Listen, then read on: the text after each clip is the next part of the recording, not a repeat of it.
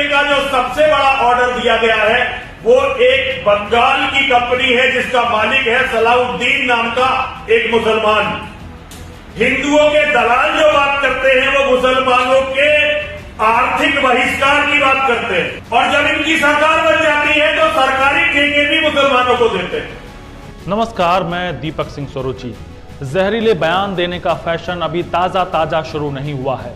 देश के गद्दारों को से लेकर 15 मिनट पुलिस हटा लो वाले बयान तक देख लीजिए। राजनीतिक फायदा लेने के लिए समाज में जहर फैलाना नेताओं के लिए बेहद आम है।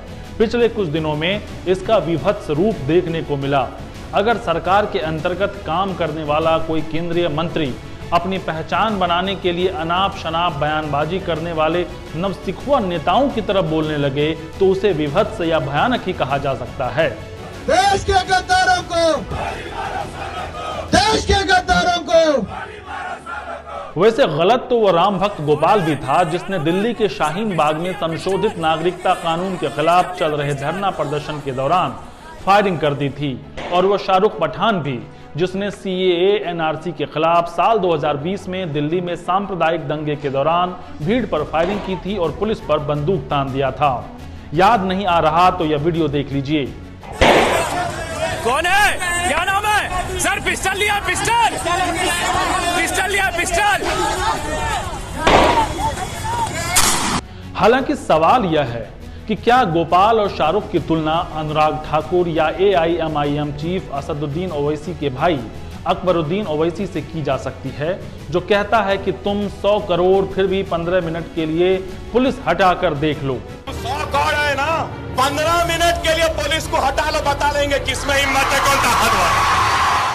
हालांकि इस मामले में अकबरुद्दीन ओवैसी को कोर्ट की तरफ से बरी कर दिया गया है। दरअसल जब भी इस तरह की बयानबाजी हो उस पर तुरंत कार्रवाई की जरूरत है, अन्यथा क्या हो सकता है उसका नमूना भी देख लीजिए।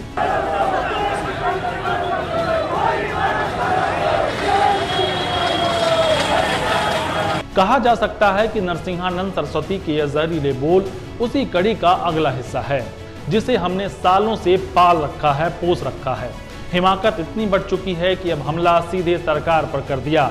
आखिर नरसिंहानंद सरस्वती को हिंदुओं का दलाल जैसे शब्द बोलने की क्या जरूरत आन पड़ी? वह किसे हिंदुओं का दलाल बता रहे हैं?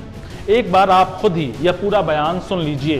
तिरंगे का जो सबसे बड़ा ऑर्डर दिया गया है वो एक बंगाल की कंपनी है जिसका मालिक है सलाउद्दीन नाम का एक मुसलमान।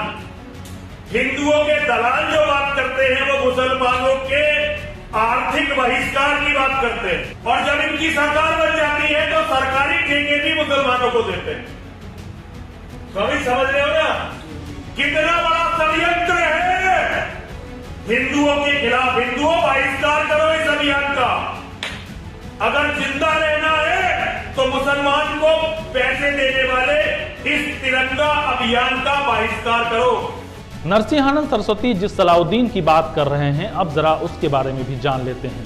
सलाउद्दीन एक व्यापारी है जो पश्चिम बंगाल के दक्षिण 24 परगना में बरुईपुर के पास एक गांव का रहने वाला है। उसका गोदाम दक्षिण कोलकाता के भवानीपुर में है। वह झारखंड, उत्तर प्रदेश, उड़ीसा, अरुणाचल प्रदेश और असम की राज्य सरकारों को तिरंगे की आपूर्ति कर रहा है। केंद्र सरकार के आदेश के तहत बंगाल में कई शिक्षण संस्थानों और संगठनों ने भी उसे ऑर्डर दिए हैं। सलाउद्दीन की कंपनी अब उन 9 लोगों की कंपनी में से एक है जिन कंपनियों को संस्कृति मंत्रालय ने तिरंगों की सप्लाई के लिए सूचीबद्ध किया है। लगभग 4 करोड़ तिरंगों में से सलाउद्दीन 60 लाख की सप्लाई करने को तैयार हैं। आपकी जानकारी के लिए बता दूं, कुछ दिनों पहले तक तिरंगा बनाने का काम सिर्फ कर्नाटक में हुबली शहर के बेंगेरी इलाका स्थित कर्नाटक खादी ग्रामोद्योग संयुक्त संघ यानी कि KKGSS होता था। KKGSS खादी और ग्रामोद्योग आयोग द्वारा सर्टिफाइड देश की एकमात्र authorised national flag manufacturing unit है। केवल इसी यूनिट को देश में आधिकारिक रूप से तिरंगा बनाने का हक दिया गया था। इसे हुबली यूनिट भी कहा जाता है। KKGSS का गठन नवंबर 1957 में हुआ था। इसने 1982 से खादी बनाना शुरू किया। 2005-06 में इसे ब्यूरो ऑफ इंडियन स्टैंडर्ड्स यानी कि BIS से सर्टिफिकेशन मिला और इसने राष्ट्रीय ध्वज बनाना शुरू किया। देश में जहां कहीं भी आधिकारिक तौर पर राष्ट्रीय ध्वज इस्तेमाल होता है, यहीं के बने झंडे की आपूर्ति की जाती है। विदेशों में मौजूद भारतीय दूतावासों और उच्चायोगों के लिए भी यहीं से तिरंगे बनकर जाते हैं। कोई भी ऑर्डर करके KKGS से तिरंगा खरीद सकता है। इंडियन फ्लैग कोड 2002 के मुताबिक राष्ट्रीय ध्वज केवल हाथ से बुने हुए या हाथ से बुने हुए कपड़ों की सामग्री से ही बनाया जा सकता है। इससे कम समय में ज्यादा संख्या में झंडा बनाना आसान नहीं, लेकिन पिछले साल दिसंबर में इस फ्लैग कोड में बदलाव किया गया। इस बदलाव के बाद अब राष्ट्रीय ध्वज हाथ से काटकर, हाथ से बुनकर या मशीन से बनाए कपड़ों, रेशम, सूती या पॉलिस्टर का भी बना हो सकता है।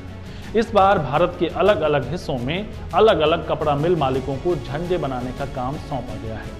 हालांकि कंपनियां काम को समय से पूरा करने के लिए अपना ठेका दूसरे व्यापारियों को भी दे रहे हैं। सवाल उठता है कि अगर केंद्र सरकार की तरफ से सलाउद्दीन को तिरंगा बनाने का ठेका दिया गया तो क्या इस तरह सरकार को हिंदुओं का दलाल कहना ठीक है? हमारे साथ इसी मुद्दे पर डिटेल में बात करने के लिए जुड़ गए हैं वरिष्ठ पत्रकार प्रेम कुमार। सर, हमारे कार्यक्रम में आपका स्वागत है। नमस्कार जी, बहुत बहुत शुक्रिया। सर, आपने यति नरसिंहानंद सरस्वती का वो बयान सुना होगा। कहने को तो वो संत हैं, लेकिन जिस तरह की भाषा का प्रयोग किया है और उन्होंने हिंदुओं के दलाल जैसे शब्द का भी प्रयोग किया है, तो पहले आपकी पहली प्रतिक्रिया जानना चाहूंगा। साथ ही ये भी जानना चाहूंगा कि ये हिंदुओं का दलाल वो किसे कह रहे हैं? बिल्कुल दीपक जी, यति नरसिंहानंद पहली बार ऐसी बात नहीं कह रहे हैं। वो नफरत भरे बयानों के लिए जाने जाते हैं। उन्होंने पूरे देश में मुसलमानों के कत्लेआम वाला बयान दिया था, और फिर एक ताजा जो बयान है यह भी देश के खिलाफ बयान है, आम लोगों के खिलाफ बयान है। तो पिछले जो बयान के बाद उन पर जो एक्शन लिया गया वो एक्शन उस बयान के लिए नहीं था, बल्कि किसी दूसरे मामले में प्रकारांतर से उनको जेल में डाल करके एक निभाया गया कर्तव्य का निर्वाह कर लिया गया। अगर वास्तव में जहरीले बयान के लिए यति नरसिम्हानंद को उसी समय ग्रिल किया जाता या फिर उनको पनिश किया जाता, कानून के सामने पेश किया जाता, तो उनकी इतनी हिम्मत नहीं होती कि वो फिर वैसे ही जहरीले बयान देकर सामने आए। और इस बार तो उन्होंने तिरंगे को लेकर के बयान दिया है। तिरंगा इसलिए नहीं लहराया जाना चाहिए क्योंकि तिरंगा जिसको बनाने का ठेका दिया गया है वो व्यक्ति मुसलमान है, और जिसने ठेका दिया है उस पर उन्होंने सवाल उठाए हैं। उन्होंने उसको हिंदुओं का दलाल, पता नहीं वो क्या समझाना चाहते हैं। वो आज की वर्तमान सरकार, नरेंद्र मोदी जी की सरकार के अगेंस्ट में बोल रहे हैं, खिलाफ में बोल रहे हैं। वो ये कह रहे हैं कि हिंदुओं के नाम पर ये सरकार आई है लेकिन मुसलमानों को ठेका दे रही है, इसलिए ऐसे तिरंगा, घर घर तिरंगा का जो कार्यक्रम है इसका बहिष्कार किया जाना चाहिए। वो ये कह रहे हैं कि तिरंगा घर में लोग फहराएं लेकिन कोई पुराना झंडा फहरा दे, नया मत खरीदें, क्योंकि नया खरीदने से ये पैसे जिनके पास जाएंगे वो मुसलमान होगा, और मुसलमान के पास ये पैसे जब जाएंगे तो ये जिहाद के लिए इस्तेमाल होंगे। इस तरीके से ये जो बात कर रहे हैं ये देश के संवैधानिक ढांचे को तितर बितर करने वाले जहरीले बयान है। इस पर अंकुश नहीं लगना खुद व्यवस्था पर सवाल है, इस राजनीति पर सवाल है। देखिए, जो कट्टरपंथ को बढ़ावा देती रही है, आज इस देश में ये स्थिति क्यों बनी है? क्योंकि कट्टरपंथ को लगातार बढ़ावा दिया गया है। तो आज वही कट्टरपंथी तत्व इसी सरकार के खिलाफ बोल रही है जो सरकार, जिस सरकार पर कट्टरपंथ को बढ़ावा देने के आरोप रहे हैं। ये बहुत आश्चर्य की बात है। जी, मेरा यही सवाल था। आप अनुराग ठाकुर का जो केंद्रीय मंत्री हैं उनका पुराना बयान उठा के देख लीजिए, देश के गद्दारों को गोली मारो सालों को, या फिर अकबरुद्दीन ओवैसी जो हैं, असदुद्दीन ओवैसी के भाई, उनका वो बयान ले लीजिए कि आप 100 करोड़ हैं, हम 25 करोड़ हैं, बस 15 मिनट दे दीजिए फिर हम आपको दिखा देते हैं। कोई भी हो, चाहे वो हिंदू के पक्ष से हो या मुसलमान के पक्ष से हो, लेकिन जब कोई मंत्री या फिर कोई सांसद का भाई इस तरह का बयान देता है और उस पर कार्रवाई, हालांकि कोर्ट की तरफ से उनको बरी कर दिया गया ओवैसी, लेकिन इस तरह का बयान, आपको लगता है कि अगर पुलिस और कानून शुरुआत में ही उस तरीके से काम करे और वो जिम्मेदारी तय करे कि आपको ऐसी बातें नहीं बोलनी है, तो यति नरसिंहानंद जैसे लोग पैदा ही नहीं होंगे, वो इस तरह की बात नहीं कर पाएंगे? दीपक जी, ये तो बहुत आसान सी बात है कि हमारे देश में जो शांति का रक्षक हमारा संविधान, हमारा कानून है, वो सही ढंग से काम करे तो अशांति पैदा ही क्यों हो। लेकिन वास्तव में ऐसे तत्वों को पाला पोसा जाता है और जानबूझकर पाला पोसा जाता है ताकि कट्टरपंथ का माहौल मजबूत हो, नफरत का माहौल मजबूत हो और उस पर राजनीतिक रोटियां सेकी जा सके। इसीलिए दोनों तरफ के कट्टरपंथी तत्वों को, चाहे वो ओवैसी के भाई हों जिन्होंने पुलिस को कुछ मिनटों के लिए हटा देने की बात कही थी, या फिर वैसे भी लोग जो नरेंद्र मोदी जी के नाम पर वो इनाम उनाम रख देते हैं, या फिर जो मुसलमानों को मारने काटने की बात करते हैं, ये दोनों तरह के कट्टरपंथी तत्व वास्तव में उस राजनीति को बढ़ावा देते हैं जो पोलराइजेशन पॉलिटिक्स करते हैं जहरीले बयानों की आड़ में। यही इसका कारण है। नहीं तो ये यति नरसिम्हानंद क्या है, इनके साथ कोई जनता है क्या? इसके साथ जनता नहीं है। और न ये कोई धार्मिक ऐसे व्यक्ति जिनका बहुत सम्मान हो। ये तो नफरत और जहरीले बोल के लिए जाने जाते हैं। इनको प्रोटेक्शन है उन्हीं लोगों का जिनको ये दलाल बोल रहे हैं, जिनको ये मुसलमान विरोधी बोल रहे हैं, जो संरक्षण देते रहे हैं, उन्हीं के खिलाफ आज बोल रहे हैं। ये और बोलेंगे अगर इन पर अंकुश नहीं लगाया जाता है। तो कुल मिलाकर के व्यवस्था दोषी है अगर ऐसे जहरीले बयान आते।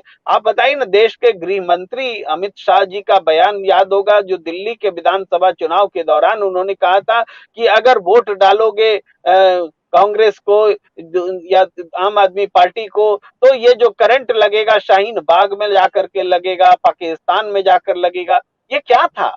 ये बयान की इजाजत किसने दी, कैसे दी जा सकती है? चुनाव आयोग कैसे बैठा रहता है? देश के गृह मंत्री गैर जिम्मेदार, इतने गैर जिम्मेदार कैसे हो सकते हैं? देश का और मंत्री, एक युवा मंत्री, खेल मंत्री रहे अनुराग ठाकुर, इतने गैर जिम्मेदार कैसे हो सकते हैं? ये सारी प्रवेश वर्मा ऐसे गैर जिम्मेदार कैसे हो सकते हैं? इसी तरीके से दूसरे तरफ से जो मुसलमान कट्टरपंथ को बढ़ावा देने वाले जो बयान है और राजनीतिज्ञ जो उसके पोषक हैं, उन पर भी समान तरीके से ये आरोप लगते हैं। दरअसल दोनों को ये सूट करता है, इसलिए ये चीजें चल रही। सर, दुखद ये है कि चूंकि आप राजनीति से तो हैं नहीं, पता नहीं आप ऐसा बयानबाजी क्यों कर रहे हैं, लेकिन इसका असर होता है राम भक्त गोपाल जैसे युवाओं पर, शाहरुख जैसे युवाओं पर, जो कि नए नए हैं, उनकी उम्र कम है, जिन्हें ये पता नहीं कि ये बयान क्यों कर रहे हैं, उनका भविष्य खतरे में पड़ रहा है। आपको नहीं लगता कि कानून को इस पर सख्त से सख्त और जल्द से जल्द कार्रवाई करने की जरूरत है, बजाय कि हम देरी करें? क्योंकि देरी करने का नतीजा आप देख रहे हैं, जिसको आप बढ़ावा दे रहे हैं अब वो आप ही को दलाल भी बोल रहे हैं। तो आपको नहीं लगता कि गृह मंत्रालय को या फिर जो पुलिस है उसको इस मामले को संज्ञान में लेते हुए तुरंत कार्रवाई होनी चाहिए? और अगर ढील दी जा रही है तो क्यों दी जा रही है?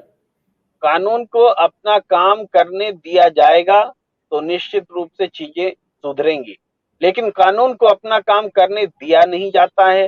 कानून का जो के रक्षक जो हैं, जो एजेंसियां हैं, जो पुलिस है, उनका इस्तेमाल अपने विरोधियों की जुबान चुप कराने में ज्यादा होता है।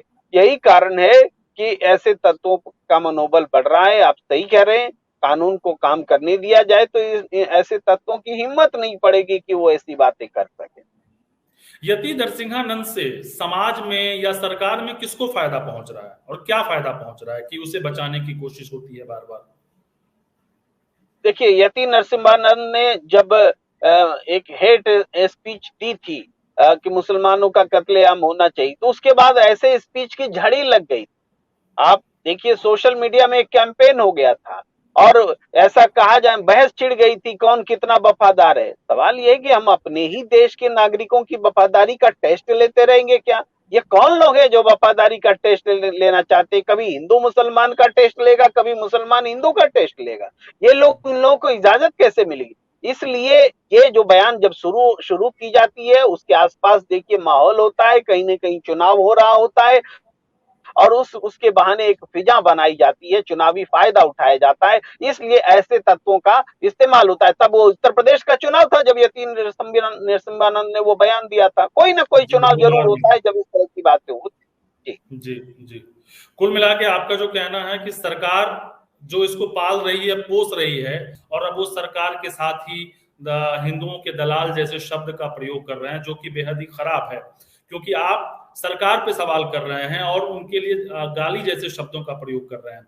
ये किसी भी व्यक्ति के लिए विरोध करना, आप कैंपेन का विरोध कर सकते हैं, किसी की नीतियों का विरोध कर सकते हैं, लेकिन सरकार में जो लोग बैठे हैं उनको गाली देना कहीं से भी उचित नहीं है। हमारे साथ आप जुड़े प्रेम सर, उसके लिए बहुत बहुत धन्यवाद। दर्शकों का बहुत बहुत धन्यवाद। आपका भी आभार।